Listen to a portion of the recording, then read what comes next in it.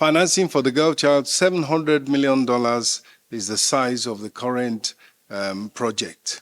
About the $10 billion.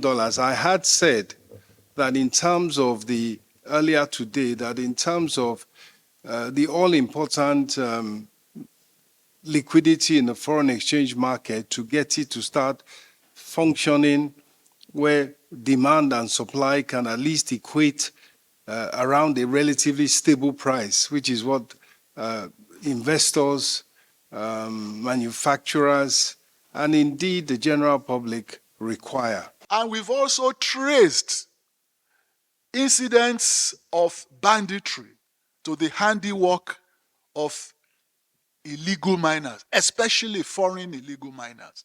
Some notorious foreigners who come to our nation sponsor banditry in the local areas with a view to driving away the local population and then moving in to start extracting, exploration and extracting our minerals.